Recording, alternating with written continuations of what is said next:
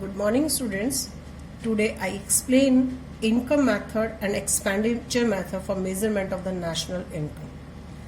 In the last class, I already explained value added method. There are the three methods. Now we start the income method.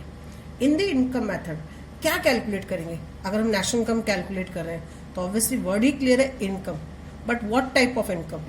Factor income और the transfer income. Now we take only the factor income for the estimation of the national income. Never take the transfer income because against the transfer income there is no value addition. Done. Now income method. Start. In the income method क्या लेंगे? तो under this method by adding all factor incomes. By adding, अगर मैं बोलूँ income method क्या है? By adding all factor income. अब यहाँ पे एक नया टर्म आ गया. What is the factor income? The income of factors of production. We take only the factor income. ध्यान रखना. Under this method, by adding the all factor income received. वो किसने receive की है? The received by all the residents. By all the residents of a country. By all of a country for their productive services. For their productive services during a year. During a year means accounting year. During a year are added up to obtain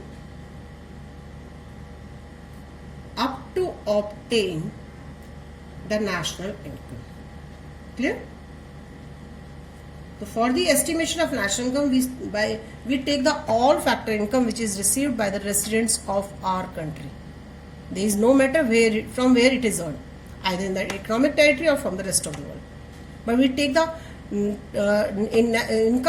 factor income only for the normal residents of our country. Clear हो गया? अब आता है what is the factor income here? तो factor income is factor of production. So how many factors of production are there? Land, labor, capital, entrepreneur. तो according to this कि land, labor, तो हमने there are the four categories of the factor payments. अगर हम land को payment कर रहे हैं तो रेंट है, लेबर को पेमेंट कर रहे हैं तो वेजेस है, कैपिटल को पेमेंट कर रहे हैं तो इंटरेस्ट है, एंड एंटरप्रेन्योर को पे कर रहे हैं तो हम प्रॉफिट है. अब जो ये सिंपल सा आंसर है, लेकिन जब हम नेशनल इनकम को प्रॉपर वे से करेक्ट करेंगे तो हम क्या क्या इंक्लूड करेंगे? तो for the estimation of national income start now formula. First we take the compensation of employ. अगर मैं शॉर्ट फॉर्म में बोलूं तो it is the income of labour of physical and the mental work. अगर मैं simple सी language में बोलती हूं कि what is the meaning of the compensation of employ, तो it is the income of just labour. चाहे इधर उसे फिजिकल वर्क के अगेंस्ट में मिल रही है, चाहे उसको मेंटल वर्क के अगेंस्ट में मिल रही है. अब कौन कौन सी इनकम इसमें इंक्लूड करेगी? Only salary? No, only salary is not a part of the कि only single is salary is a single factor कि जो हम कंपनसेशन ऑफ एम्प्लॉय में लेंगे. नहीं, अब यहाँ पे हम थोड़ा डिटेल में पढ़ेंगे. अब तक हम बार बार कर रहे थे कि लेबर को हम वेजेस पे करते हैं, तो आपके माइंड में सेट था कि लेबर की इनकम तो बस वेजेस है, वेजेस को हम कैलकुलेट करेंगे. अब हम इसको थोड़ा डिटेल पे पढ़ेंगे कि what is the meaning of the compensation of employ. It is the total remuneration either in cash, ठीक है, wages and salaries in cash.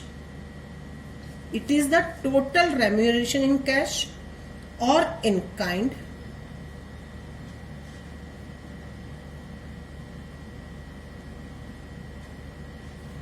or in the social security contribution.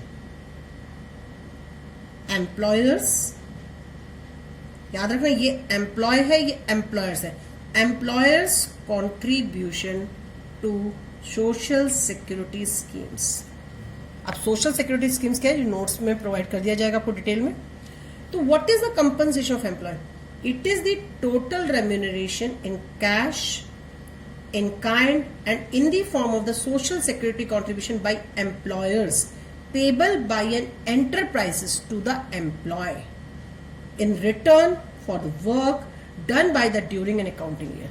एक लेबर ने पूरी साल जो कंपनी को दिया है, अपनी जितने भी लेबर प्रोवाइड किए, अब कंपनी उसके अगेंस्ट में उसे कैश फॉर्म में कुछ फैसिलिटी, कैश प्रोवाइड करेगी, कुछ काइंड फॉर्म में प्रोवाइड करेगी, कुछ उसको सोशल सिक्योरिटी बेनिफिट में। तो it is the compensation for the calculation of the compensation of employ, we take the all 3 items by adding all 3 item, तीनों को हम ऐड करेंगे, तब जाके हमारा कंपनसेशन ऑफ एम्प्लॉय कैलकुलेट होगा। क्लियर हो गया? अब आता है, it means they are the 3 components, they are the 3 components of the compensation of employ. First, wages and salaries. इस वेजेस एंड सैलरीज में we take the cash only, either for the weekly, daily और monthly basis. जितना भी हम cash के form में उसको provide कर रहे हैं, चाहे हम मंथली के बेस पे दे रहे हैं, चाहे उसे डेली बेस पे दे रहे हैं, चाहे हम वीकली बेस पे दे रहे हैं। इसके अलावा cash including allowance such as the house rent, अगर उसे हाउस रेंट अलाउंस कैश के फॉर्म में मिल रहा है, that is a part of this. और उसे ट्रेवल अलाउंस मिल रहा है, कन्वेंस अलाउंस मिल रहा है for travel to and from work, ठीक है, अपने घर से आने जाने के लिए जो उसे खर्चा मिल रहा है, ट्रेवल अलाउंस, वो भी ऐड इधर होगा, इसे कैश फॉर्म में मिल रहा है। तो जितना भी उसे कैश फॉर्म में मिल रहा है, सैलरी तो मिल रही है, लेकिन उसको रेंट के हाउस रेंट भी मिल रहा है, उसको ट्रेवल अलाउंस भी मिल रहा है, वो सब यहाँ पे ऐड होगा। तो फिर मैम काइंड इनकम में क्या ऐड होगा?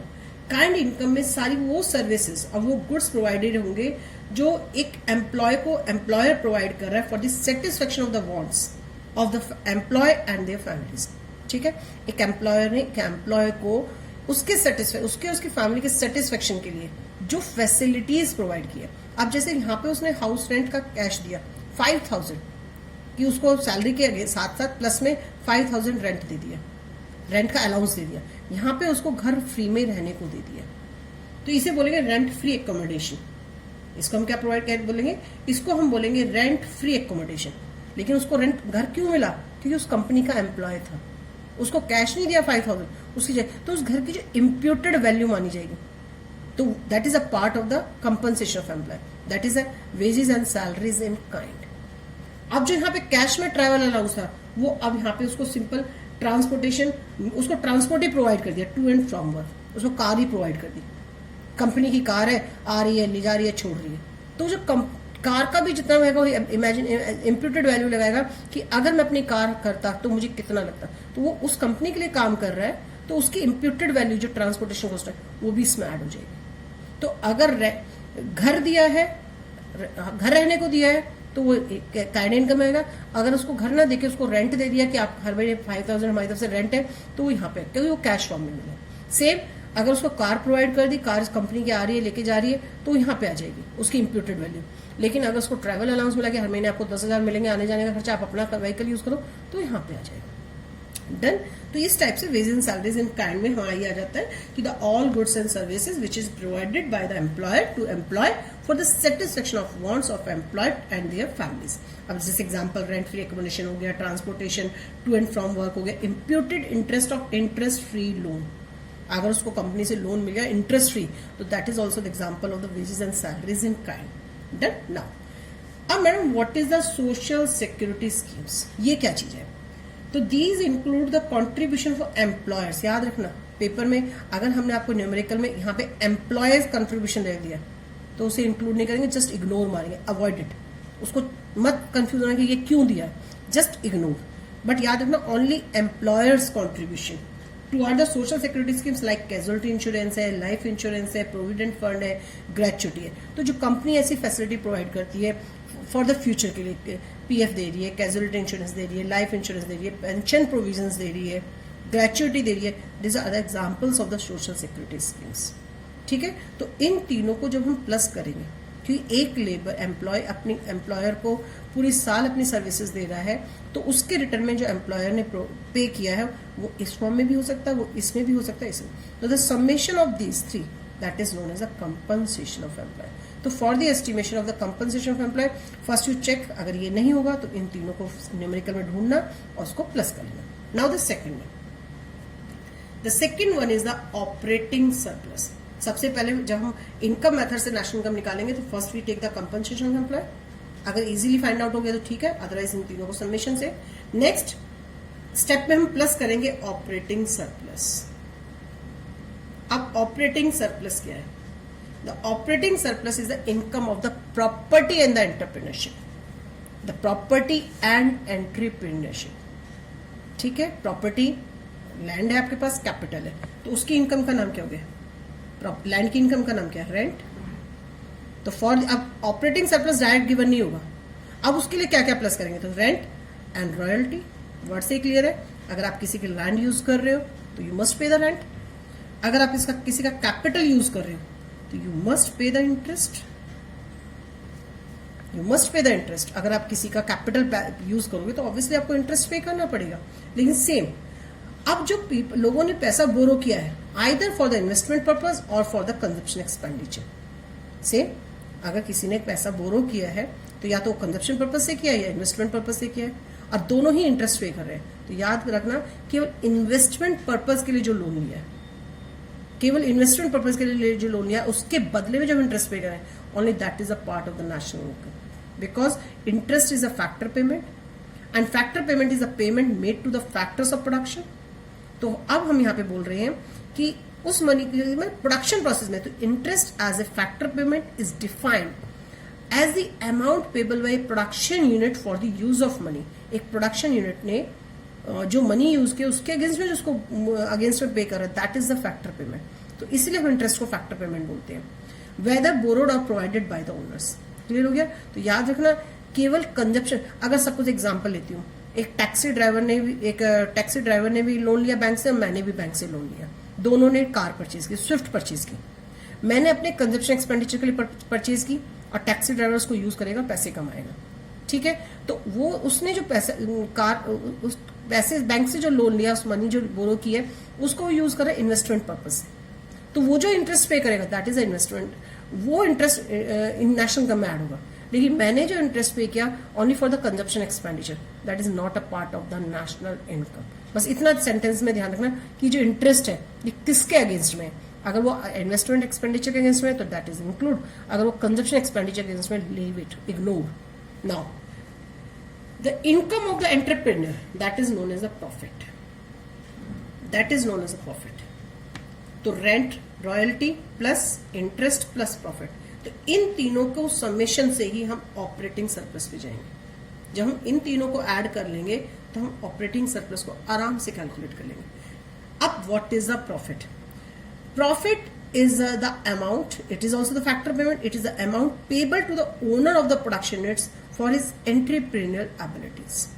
ठीक है, अब जो वर्ड से आपको क्लियर है कि किसी बिजनेसमैन ने सब कुछ फैक्टर्स हायर किए, अब उसको जो रिटर्न में जितनी भी टोटल अमाउंट आई उसमें से उसने रेंट पे कर दिया, जिसकी लैंड यूज की थी उसने वेजेस पे कर दिया अपने लेबर्स को, उसने बैंक को इंटरेस्ट पे कर दिया। अब जो रेस्ट ऑफ द मनी बची दैट इज द प्रॉफिट, वो जो उसने अपने आप को रख ली वो उसका प्रॉफिट है। अब जो प्रॉफिट जो है, अब इस प्रॉफिट के को 3 हिस्सों में डिवाइड किया गया। इस प्रॉफिट पे गवर्नमेंट ने टैक्स भी लगा दिया, that is known as the corporate profit tax. Corporate tax भी आ सकता है वर्ड, और कॉर्पोरेट प्रॉफिट टैक्स, पेपर में कोई भी वर्ड आएगा। The second one is the dividend. Dividend already clear word है आपका, ठीक है, तो यहां पे डिविडेंड हो गया।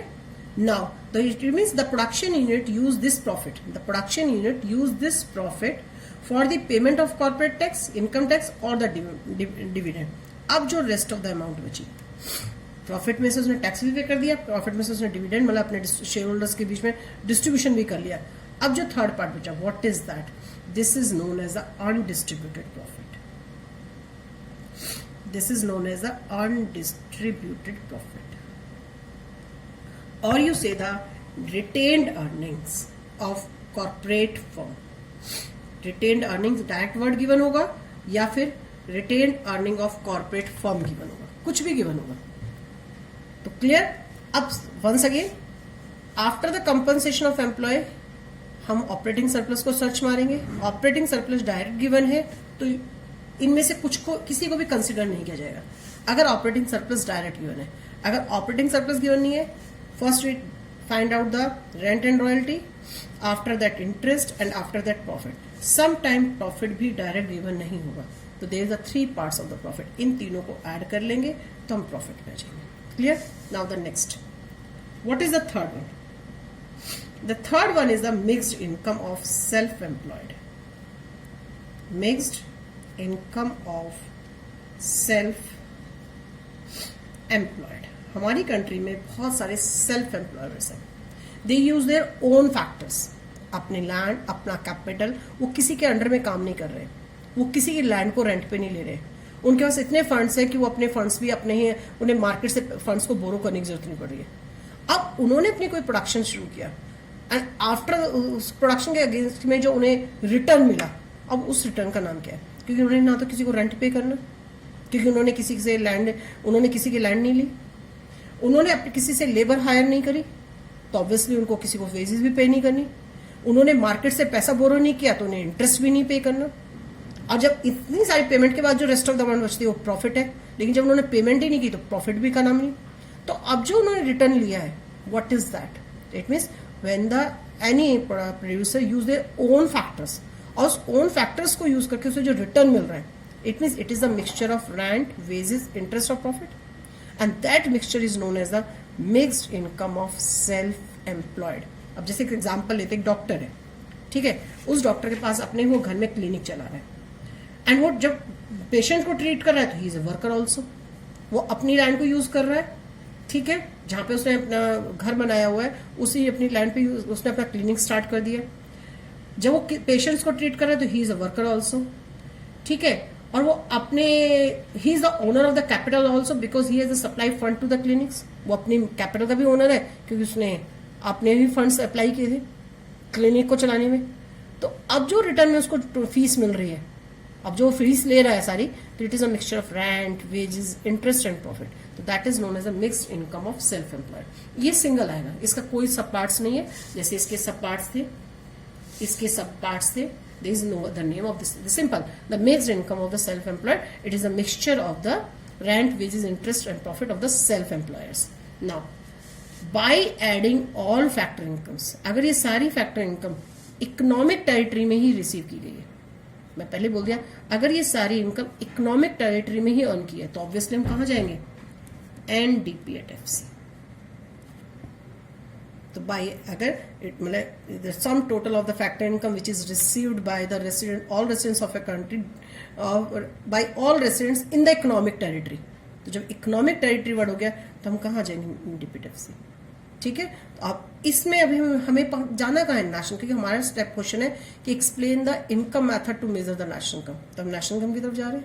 तो ऑब्वियसली अब जब हमें नेशनल इनकम जाना है, एनएनपीएफसी जो मैंने ऑलरेडी बताया हुआ है, this is the national income. तो एनडीपीएफसी में हम क्या प्लस करेंगे? एनडीपीएफसी में हम just net factor income from rest of the world plus करेंगे.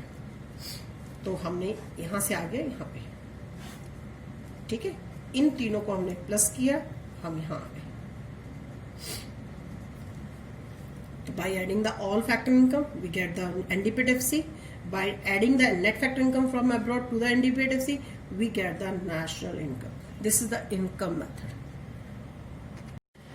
Now, the next one is the expenditure method.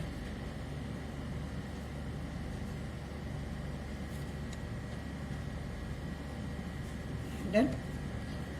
What is the expenditure method? So, under this method, obviously, word say clear, we take the all expenditure. But what type of the expenditure we take in the estimation of the national income? It means under the expenditure method, we measure expenditure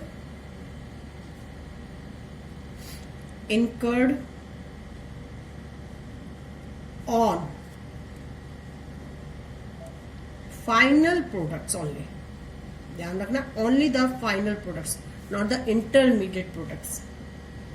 On the final products produced by production units located within the economic territory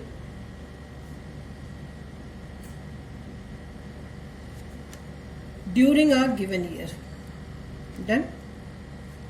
It means short form में बोलेंगे तो we take only the final expenditure, या expenditure done on the final goods, on which goods? Which goods are produced in economic territory of a country during an accounting year. तो जितनी भी हमारी country में साल गुड्स प्रोड्यूस हुई थी उन पे जो भी एक्सपेंडिचर किया गया, ओनली द फाइनल एक्सपेंडिचर या expenditure done on the final goods, तो that is known as the GDP at MP. उसकी हेल्प से हम फिर नेशनल इनकम की तरफ जाएंगे। क्लियर हो गया? नाउ अब इसमें what is the final goods? बाबा एक वर्ड पे याद रखना, फाइनल प्रोडक्ट्स, फाइनल गुड्स। तो final products are those goods and services which are acquired for the consumption and the investment. Any good which is used for the consumption or for the investment, that is the final goods. Final expenditures are expenditure on goods or services for the consumption and the investment. अब expenditure done on final goods जो भी है, either it is known as the consumption expenditure or in the form of the investment expenditure. तो सबसे पहले अब final expenditure को main classify किया जाएगा कि जब हम एक्सपेंडिचर मेथड से नेशनल इनकम करेंगे तो अब हम किसको पूरा क्लासीफाई ध्यान से करेंगे, हम किसको कैटेगराइज करेंगे? Only the final expenditure. तो फर्स्ट वी टेक द, यहां से फॉर्मूला स्टार्ट हुआ है, first we take the private final consumption expenditure, private final consumption expenditure. Done. अब इस एक्सपेंडिचर में क्या है?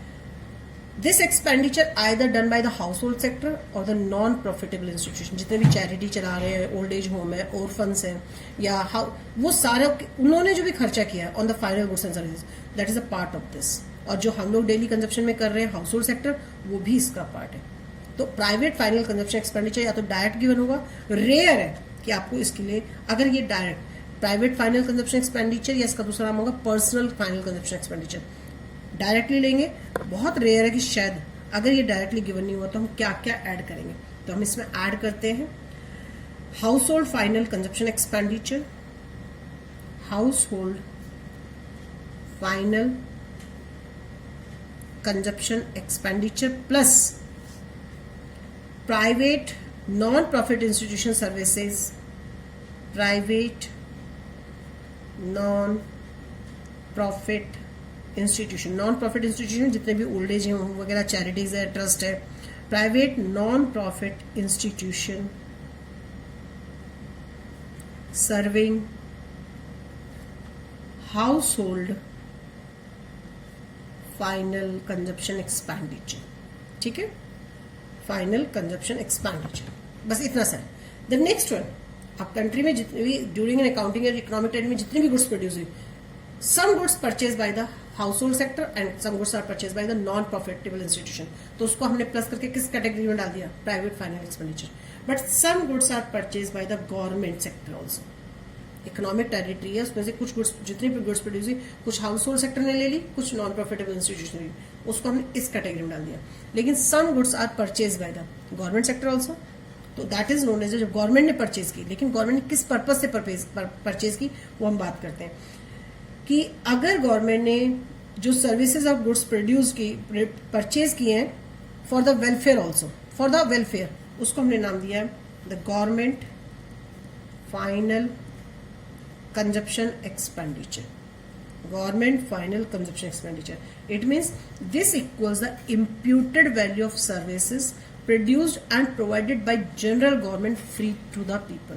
तो गवर्नमेंट ने जो पब्लिक को फ्री सर्विसेज प्रोवाइड किए, लेकिन वो जो फ्री सर्विस, जैसे हॉस्पिटल्स में मेडिसिन देना, स्कूलों में बुक्स देना, जो फ्री है, वेलफेयर पॉइंट ऑफ व्यू से खर्चा गया, लेकिन वो जो मेडिसिन है, वो बुक्स है, हुई तो इसी ड्यूरिंग एन अकाउंटिंग का ही प्रोडक्शन है, लेकिन वो किसने परचेज की? गवर्नमेंट ने की, only for the welfare purpose. तो वो यहाँ पे आएगा कंजप्शन एक्सपेंडिचर। याद रखना, जो गवर्नमेंट ने इन्वेस्टमेंट पर्पज के लिए गुड्स परचेज किए वो यहाँ नहीं आएंगे।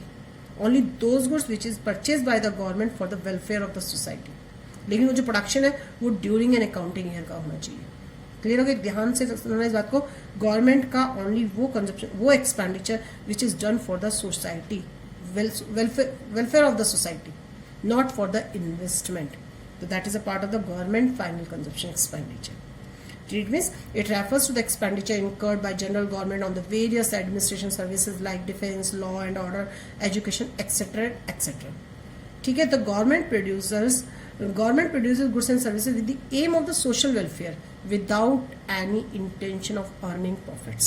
The next one, first you take this, फिर इसमें इस अमाउंट को प्लस करेंगे। The third जो हम लेंगे, that is the most important, that is the gross domestic capital formation. ठीक है, this is the most important. Gross domestic capital formation, इसी का दूसरा नाम है इन्वेस्टमेंट एक्सपेंडिचर. इसी का दूसरा नाम है investment expenditure. What it is? This expenditure incurred on the, ध्यान से सुनना, this expenditure incurred on the acquiring goods for investment by production units. जितना भी इन्वेस्टमेंट पे पैसा खर्च गया ड्यूरिंग एन अकाउंटिंग ईयर, जितनी भी गुड्स प्रोड्यूस हुई थी ड्यूरिंग एन अकाउंटिंग ईयर, जितनी भी गुड्स प्रोड्यूस हुई थी, उसमें से केवल जो प्रोडक्शन यूनिट ने इन्वेस्टमेंट पर्पज के पॉइंट ऑफ व्यू से परचेज की, वो सब यहाँ पे इंक्लूड हो जाएंगे. It means this expenditure incurred on the acquiring goods for investment by production units located within the economic territory. Clear हो गया? अब ये आपको डायरेक्टली गिवन नहीं होगा. ठीक है, अब इसके दो पार्ट्स हैं, इसके मेन दो कंपोनेंट्स हैं, number 1, number 2. Number 1 is gross fixed capital formation. Word आ गया, gross fixed capital formation. Done हो गया. अब व्हाट इट इज? तो it refer to the expenditure incurred on the purchase only the fix assets. जो fix assets पे पैसा खर्च किया वो इसमें आएगा. If the any producer purchase the fix assets, plant and machinery, वो सारा एक्सपेंडिचर नहीं आएगा. यहाँ पे टोटल इन्वेस्टमेंट आएगा उसका, उस टोटल इन्वेस्टमेंट से उसने कुछ फिक्स एसेट्स पे परचेज किया था, वो यहाँ पे आएगा. Gross business fixed investment, sorry gross fixed capital formation. अब समटाइम वो ये भी नहीं देगा आपको. अब इसको कैलकुलेट करने के 3 पार्ट्स हैं, वो हम अलग से पढ़ेंगे.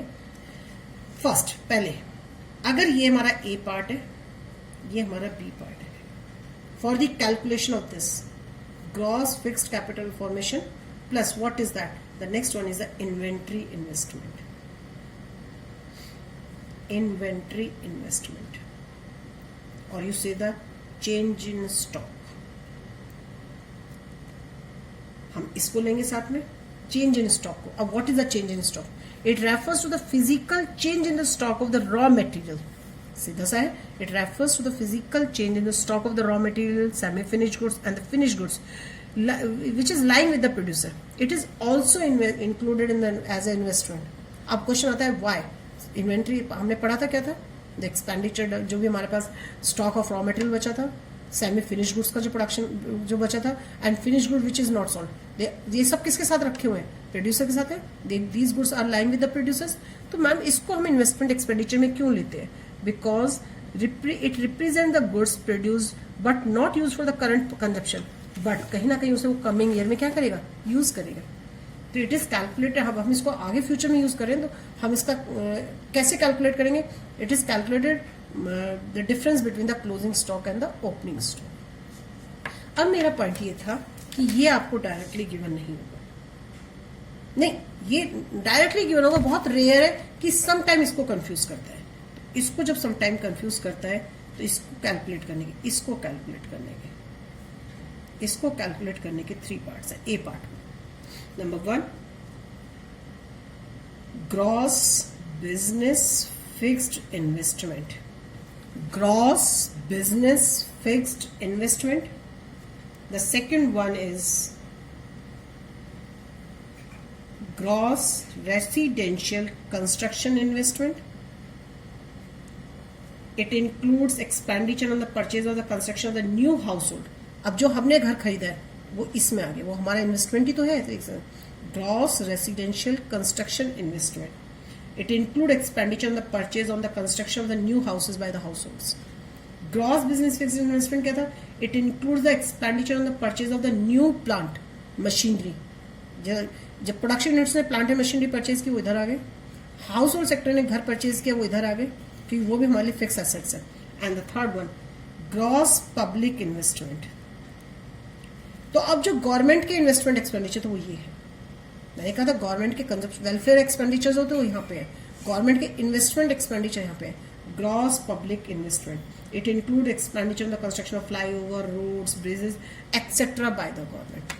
By the summation of the all investment expenditure, ठीक है. तो ना यहाँ पे हमारे तो थर्ड था हमारा gross domestic capital formation or the investment expenditure. Investment, for the estimation of the investment expenditure, we take the two subcategories. Number one is the gross fixed in capital formation. The second one is the inventory investment. Sometime ये directly given नहीं होगा, तो for the calculation of this हम इन तीनों को plus करेंगे.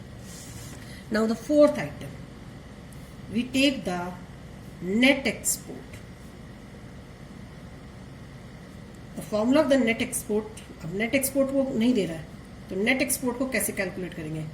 Export minus में इंपोर्ट. इट मीन्स अगर मैं इसे ब्रैकेट से बाहर निकाल लूं तो हम एक्सपोर्ट्स को तो ऐड कर रहे हैं और इंपोर्ट्स को हम ऐड नहीं कर रहे. अब सिंपल सा, what is the meaning of the net export? It refers to the difference between export and import of a country. It refers to the difference between export and import of a country during a period of a year. What clear है कि export will be added and imports को हम deduct कर रहे हैं.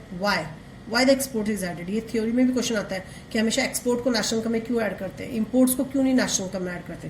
तो first, what is the meaning of the export? It refer to the expenditure by foreigners on the domestic products. Export क्या है? जो फॉरेनर्स ने परचेज की domestic products. The expenditure by the foreigners on the domestic product. And this export, ये जो हमने goods produce, जो भी गुड्स हमने एक्सपोर्ट किया है, these have been produced within the economic territory. तो जो भी हमने गुड्स प्रोड्यूस की, तो मेरी कंट्री का प्रोडक्शन है, so it is a part of the national, क्योंकि हम अपनी कंट्री का प्रोडक्शन ले रहे हैं. On the other side, so obviously it is included. On the other side, imports क्या है? Expenditure bye residents on the foreign products. हमारी कंट्री के एक्सपेंडिचर्स हैं बट फॉरेन प्रोडक्ट्स में, और जो फॉरेन प्रोडक्ट्स है जो मेरी कंट्री में प्रोड्यूस हो ही नहीं रहे, तो उसे मैं अपने कंट्री के नेशनल इनकम में कैसे काउंट कर लूँ? तो obviously imports are deducted to obtain the domestic product because they are not produced within the economic territory. Because जो गुड्स हमने परचेज किए हैं वो मेरी कंट्री में प्रोड्यूस ही नहीं है, so it is not a part of the national income. जो सामान हमने एक्सपोर्ट किया है वो मेरी कंट्री में प्रोड्यूस हुई है, so obviously it is included. तो ड्यूरिंग एन अकाउंटिंग ईयर जो भी चीजें प्रोड्यूस होती हैं, either it is purchase by the household sector, either it is purchase by the government और द प्रोडक्शन यूनिट्स और बाय द फॉरेनर्स. तो अब सारा एक्सपेंडिचर हमने ले लिया by adding the all above four expenditure. By adding the all above four expenditure अब हम पहुंच जाते हैं जीडीपी एमपी पे. सेम, अब जीडीपी एमपी से हमें कहाँ जाना है? नेशनल इनकम की तरफ जाना है. तो first you deduct the value of depreciation and net indirect tax.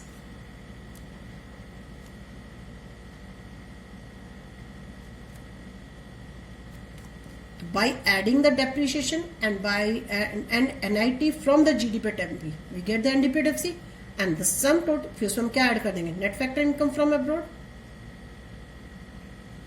Obviously, what we get? National income.